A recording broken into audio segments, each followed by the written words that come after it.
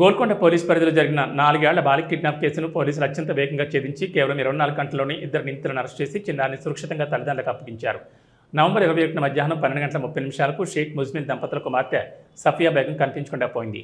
బాలికను తన తల్లి ఇంటికి పంపిన తర్వాత తిరిగి రాకపోవడంతో ఆమె తల్లి నుజాత్ ఫాతిమా గోల్కొండ పోలీసులకు ఫిర్యాదు చేసింది. ఫిర్యాదు అందుకున్న వెంటనే పోలీసులు సంఘటనా ప్రాంతంలోని సీసీటీవీ కెమెరాలను పరిశీలించగా బుర్కాలో ఉన్న మహిళతో పాటు ఒక ఆటో డ్రైవర్ బాలికను తీసుకెళ్తున్న దృశ్యాలు లభించాయి. వెంటనే 9 ప్రత్యేక బృందాలను ఏర్పాటు చేసి దర్యాప్తు చేపట్టారు. దర్యాప్తులో మాజీ దంపతులు సమరీన్ బేగం, మొహమ్మద్ ఫయాద్ ఈ కిడ్నాప్ పాల్పడ్డట్టు నిర్ధారణైంది. విడాకుల తర్వాత కూడా ఇద్దరు కలిసి ఉంటూ ఆర్థిక ఇబ్బందులు ఎదుర్కొంటున్నారు. ఈ నేపథ్యంలో చిన్నారిని కిడ్నాప్ చేసి భిక్షాటన ఉపయోగించుకోవాలని వీరు పథకం పొందారు.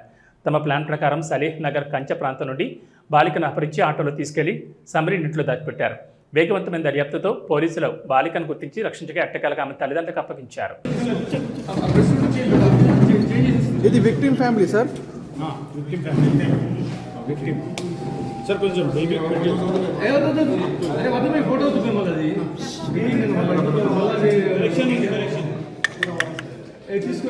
సార్ సార్ బిడ్డ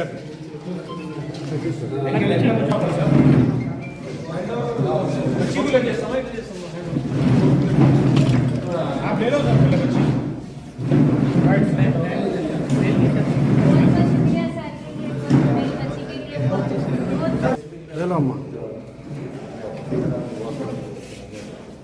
दुआ करो, पूजा करो.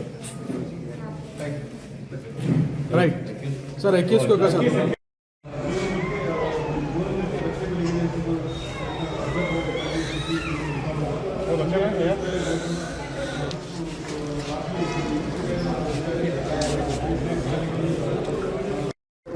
చెప్పండి.